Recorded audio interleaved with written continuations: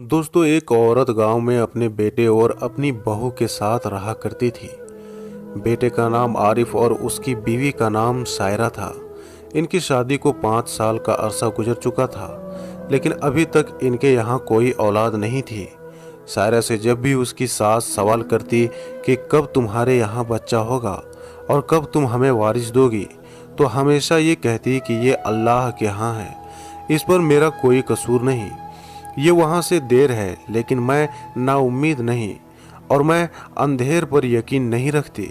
आरिफ की माँ अब अपने बेटे से ये मुतालबा करने लगी कि तुम्हारी बीवी तो बांझ है, लिहाजा तुम फौरी तौर पर दूसरी शादी कर लो ताकि दूसरी शादी तुम्हें वारिस दे। उसकी माँ ने कहा कि मेरी दोस्त की एक बेटी है जो कम उम्र है, उसका नाम सिद्रा है। तुम बस उसके साथ फौरी तौर पर शादी कर लो तो तुम्हारी जोड़ी उसके साथ खूब सजेगी। सायरा को चाहे तलाक ना दो, उसे अपने घर रखो, लेकिन सिद्रा को भी शादी कर ले आओ और उससे बच्चा पैदा करो। सायरा ने ये सुना तो रोने लगी। आरिफ ने कहा कि बात सुनो, दूसरी शादी मैं अपनी माँ के हुक्म पर कर रहा हूँ। मैं दिल से उस खातून को नहीं चाहता, लेकिन मैं अपनी माँ का हुक्म भी नहीं टाल सकता। तुम जानती हो कि तुमसे औलाद न होने पर मेरी माँ बहुत परेशान रहती है। 5 साल का वक्त गुजर चुका है, लेकिन हमारे यहाँ कोई बच्चा नहीं है। इस घर में तुम्हारा मकाम ऐसे ही रहेगा। बस वो लड़की आएगी, मैं उससे बच्चे पैदा करूँगा, लेकिन मेरी बीवी तुम ही रहोगी। दोस्तों, चंद रोज में आरिफ की माँ उसका रिश्ता लेकर अपनी दोस्त के घर गई। उसे मनाया कि तुम्हारी बेटी हमें वारिस देगी तो इसकी इज्जत और मुकाम सायरा से भी ज्यादा होगा। आखिरकार 2 दिन में आरिफ और सिद्रा का निकाह हो गया और अब सिद्रा आरिफ के घर आ चुकी थी। सायरा के लिए ये बहुत ही कठिन वक्त था कि वो अपने ही शौहर को एक दूसरी औरत के साथ देख रही थी। पहली रात तो वो खामोश रही और अगली सुबह जब वो खाने की टेबल पर बैठी तो उसने ये देखा कि आरिफ वहाँ मौजूद नहीं था। उसकी माँ ने सवाल किया कि आरिफ कहाँ है, तो सायरा ने कहा कि मैं नहीं जानती, वो अपनी बीवी के साथ था। कुछ ही देर के बाद आरिफ आया और कहा कि मेरी बीवी को बाहर से नाश्ता करना है, लिहाजा मैं उसके लिए लेने जा रहा हूँ। उसने सायरा की तरफ देखा तो सायरा ने इनकार कर दिया और कहा कि नहीं, मैं घर पे बना नाश्ता ही कर लूँगी। अब अगली रात जब खाने का वक्त आया तो सायरा टेबल पर मौजूद थी, लेकिन साथ बैठकर खाती नहीं थी। सिद्रा ने कहा कि देखो, तुम यूं ना खड़ी हो और यहाँ पर बैठकर अभी हमारे साथ खाना खा लो।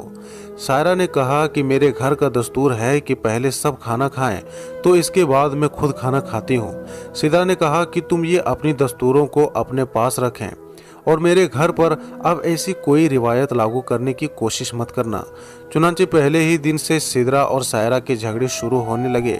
सिद्रा हर वक्त अपने शौहर आरिफ से ये कहती कि जो औरत तुम्हें औलाद नहीं दे पाई, तुम्हें बच्चा नहीं दे पाई, तुम क्यों उससे मोहब्बत करते हो और उसका पीछा क्यों नहीं छोड़ देते। मेरे दोस्तों, इसके बाद किस तरीके से सिद्रा और सायरा के यहाँ बच्चे की पैदाइश का मामला हुआ, आज की वीडियो में इस पर डिटेल से बात करेंगे। लेकिन ज़रूरी यह है कि वीडियो को आखिर तक ज़रूर देखिएगा। इस चैनल को सब्सक्राइब करके बेल आइकन को ज़रूर दबा लीजिएगा ताकि हमारे आने वाली तमाम नई वीडियोस आपको मिलती रहे। इस वीडियो को लाइक करके शेयर करना भी मत भूलिएगा। मेरे दोस्तों, अब वक्त गुजरने लगा और 1 साल का अरसा गुजर चुका था, लेकिन अभी तक सिद्रा के यहाँ किसी खुशखबरी की उम्मीद नहीं थी। अलबत्ता सिद्रा और सायरा की लड़ाई अक्सर रहा करती थी, लेकिन अब सायरा ने ज़्यादातर खामोश रहना शुरू कर दिया था। वो ये जान चुकी थी कि सिद्रा जिसको इस खानदान को वारिस देने के लिए लाया गया है, तो उसकी इज्जत और मुकाम यकीनन मुझसे ज़्यादा है और ख़ास तौर पर वो मेरी सास की दोस्त की बेटी है, तो मेरी सास का झुकाव भी उस तरफ ज़्यादा है। 1 साल का वक्त गुजरने के बाद अब आरिफ भी ये सोचने लगा कि मैं जिस खातून को बच्चे पैदा करने के लिए लाया हूँ, क्यों इससे कोई उम्मीद नजर नहीं आती। सिद्रा को इस बात का अंदाजा हुआ तो उसने ये सोचा कि क्यों ना इस पर एक ड्रामा किया जाए। उसने ड्रामा किया कि मेरे पेट में बहुत दर्द रहने लगा है। फौरी तौर पर एक लेडी डॉक्टर को बुलाया गया।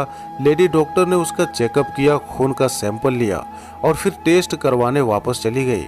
इसी दौरान सायरा ने भी ये शिकायत की कि मेरी भी तबीयत खराब है और मुझे अजीब महसूस होता है।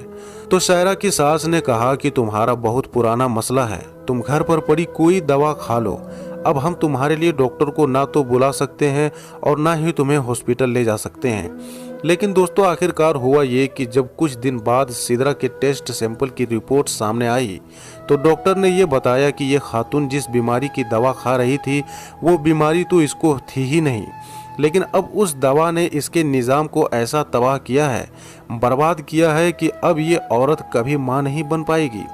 इस पर सिद्रा की सास और सायरा की सास, जो दरअसल आरिफ की मां थी, वो बड़ी परेशान हुई और उसके दिल में ये ख्याल आने लगा कि शायद मेरी पहली बहू की बददुआ मुझे लगी है। उसके साथ जो सुलूक मैंने और सिद्रा ने किया था ये उसी का नतीजा है।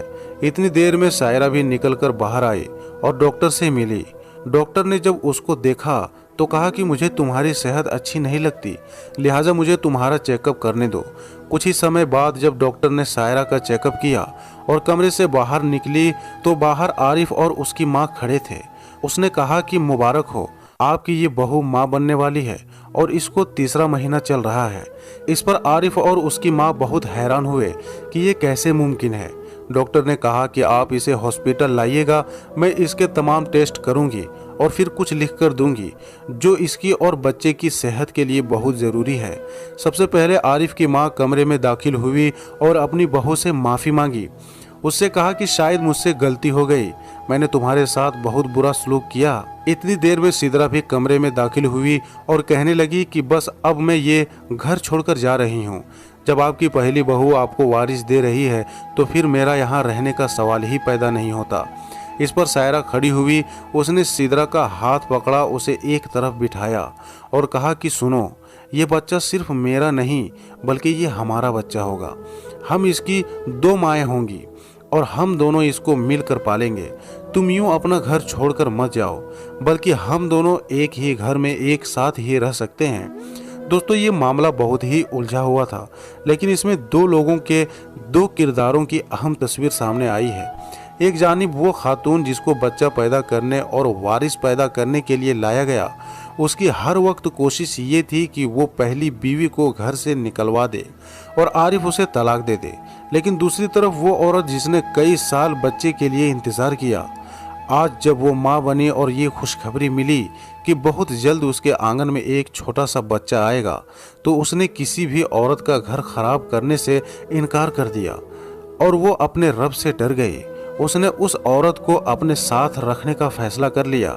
ये बहुत ज़रूरी है कि कोई भी खातून ये फैसला कितनी हिम्मत के साथ करती है। अगर हमारे मुआशरे की हर खातून के अंदर यही हिम्मत और सब्र पैदा हो जाए तो मुआशरे के बहुत से मसाइल और बहुत सी प्रॉब्लम्स ख़त्म हो जाएंगी। उम्मीद करते हैं कि आज की वीडियो आपको पसंद आई होगी। कमेंट सेक्शन में अपनी कीमती राय का इजहार ज़रूर कीजिएगा।